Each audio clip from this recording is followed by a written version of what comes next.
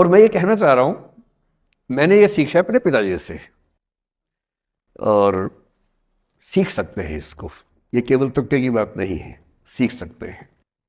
मेरे जो पेरेंट्स हैं, पिताजी और माँ, वो एक अनूठा कॉम्बिनेशन है।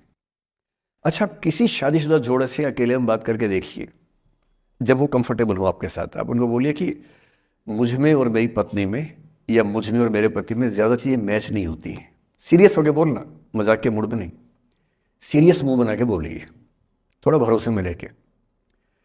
दुनिया का हर जोड़ा आपसे बोलेगा आप में तो फिर भी कुछ मैच होता है, हम में तो कुछ मैच नहीं होता, एक भी मैच। सारे जोड़े ऐसे ही चल रहे हैं, सबको लगता है कि उसका घर बढ़िया चल रहा है, मेरा ही ठीक नहीं चल रहा, क्योंकि उसका घर आपने फेसबुक पे देखा है, अच्छी अच्छी फोटो देखी हैं। 24 घंटे में से जो 2 अच्छे मिनट आए थे, उसमें ली गई 25 फोटो में से बेस्ट फोटो फेसबुक पे आई थी, और अपने घर में आप बाकी 24 घंटे में से 2 मिनट छोड़ के बाकी देख रहे हैं।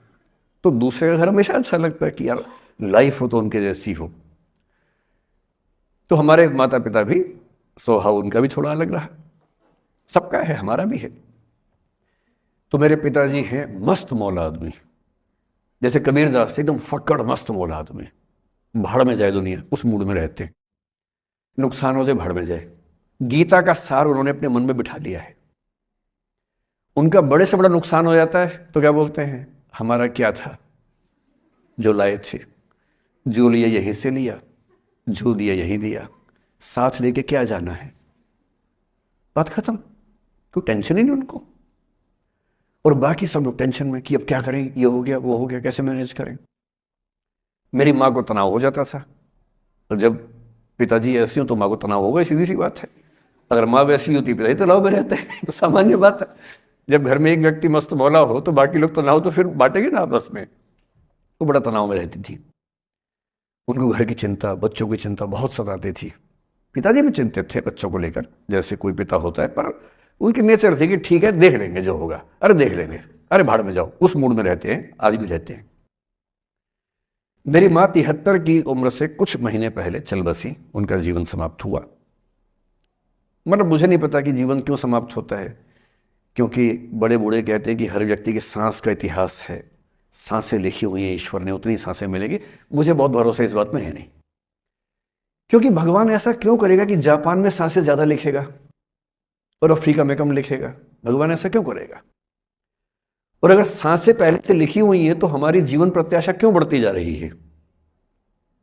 अगर सांसें पहले से फिक्स हैं तो आजादी के समय से लेकर आज के 70 साल में जीवन प्रत्याशा लगभग 2.5-3 गुना बढ़ गई।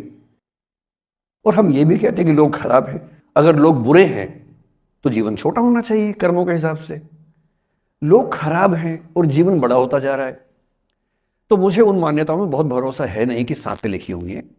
अगर सांसें लिखी होती तो मनुष्य की औसत आयु 25 साल से ऊपर नहीं होनी चाहिए थी, 25-30 मैक्सिमम। और हम 70-80 साल धूमधाम से जी रहे हैं, जिसका मतलब है कि यह भगवान से ज्यादा इंसान ने लिखा है, मेडिकल साइंस ने लिखा है, वैज्ञानिकों ने लिखा है। और मैं ऐसा व्यक्ति हूं, मैं बहुत धार्मिक व्यक्ति हूं नहीं,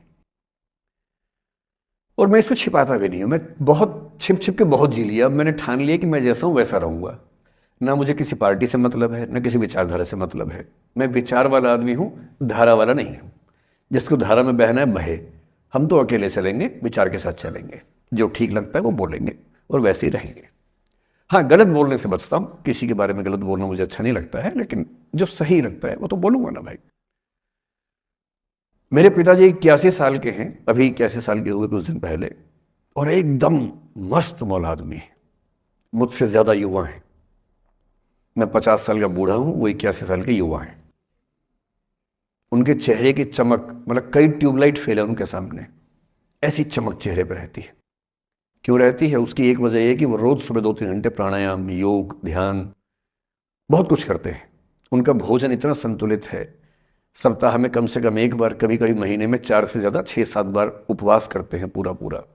वो सब चीजें उनके अभ्यास में है, जो मेरे अभ्यास में उतनी नहीं है। मैं भी कोशिश करता हूं पर अभी उतना सफल नहीं हो पा रहा हूं।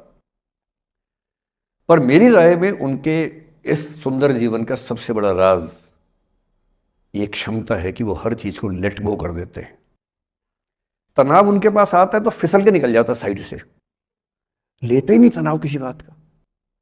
कुछ भी हो जाता है तनाव ही नहीं लेते। और मुझे लगता है कि काश ये चीज़ मेरी माँ के स्वभाव में होती, कम से कम 10 साल उनका जीवन और ज़्यादा तो होता। और मैं अपने अनुभव से बता रहा हूँ, बहुत विश्वास से बता रहा हूँ, मैं ना सोने जागने में नियमित व्यक्ति हूँ, ना मैं बहुत कसरत करता हूँ।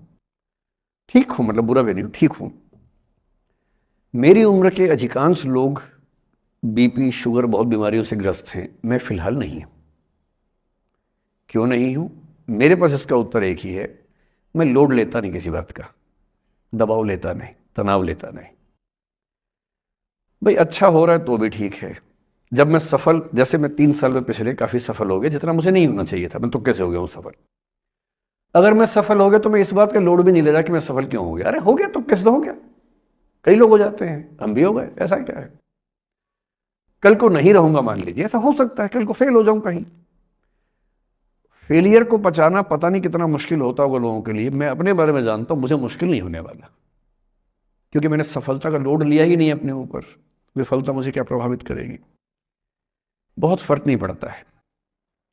और मैं दावे से कह रहा हूं कि यदि ये टेम्परामेंट आपका हो, जो मेरे पिताजी से मैंने सीखा है, तो आप जिंदगी में सफल कितने होंगे वो एक अलग पैरामीटर है, पर आपकी जिंदगी शानदार होगी। और जितनी जिंदगी आपकी है, जितनी सांसें आप कहते हैं कि लिखी हुई हैं, गारंटी से कह रहा हूं कि 10 साल बढ़ जाएंगे। कुछ और लोगों के आप कम कर देंगे अलग बात है, लेकिन अपने 10 साल बढ़ा लेंगे। इसलिए ये सीखना बहुत जरूरी है कि कैसे लेट गो करना है जिंदगी की चीजों को। 3-4 प्रसंग होते हैं। एक होता है कि आप किसी को बहुत चाहते हैं पर वो आपको नहीं चाहता। आपकी उम्र में ये सब तो खेल होता है, और क्या खेल होता है। मेरे घर में 2 बच्चे हैं 17 साल के, तो मैं उनको देख के समझता रहता हूँ। वो मुझसे छुप छुप के किसी से बात करते हैं और मैं छुप छुप के सुन लेता हूँ। तो उन्हें नहीं पता, मुझे तो नाम भी पता है किससे बात करते हैं, एक आध का तो एड्रेस भी पता है मुझे। पर मैं तो बच्चों को बोलता हूँ कभी जाना वाना हो तो मैं ले चलूंगा, चिंता मत करना, बोल देना कि ड्राइवर साथ में आया है, टेंशन मत लेना। तो मेरे तो बच्चे मेरे दोस्त हैं, मैं तो बड़ा दोस्ती के भाव में रहता हूँ। मेरा एक ही बेंचमार्क है कि वो जिस उम्र में जैसे हैं मैं कैसा था, और वो मुझसे अच्छे चल रहे हैं। उससे ज़्यादा उम्मीद मुझे करने भी नहीं चाहिए। मैंने जो कुकृत्य 8वीं क्लास में किए थे उन्होंने 11वीं क्लास में किए, तो बहुत है। मैं ये क्यों मान के चलूं कि वो देवी देवता पैदा होंगे, मेरे ही तो बच्चे हैं भाई। जीन तो मेरे ही है, तो कैसे देवी देवता हो जाएंगे। तो ज्यादा उम्मीदें क्यों पालनी है बच्चों से भी। मैं क्यों चाहूं कि मेरा बच्चा आईएएस जॉब करे, क्यों करे, वो आईएएस भी क्यों करे। उसका मन करेगा तो करेगा, नहीं करेगा तो भाड़ में जाए। अगर वो कहेगा कि मुझे स्टार्टअप करना है, स्टार्टअप कर लो भाई। अगर वो कहेगा मुझे कुछ और नौकरी करनी है प्राइवेट सेक्टर में, तो वो कर लो। मैं क्यों ठेकेदार बनूं उसका भाई। मैं क्यों ये चाहूं कि वो मेरे रास्ते पर चले, मुझसे बेहतर बने। ये सब बेकार की बातें हैं।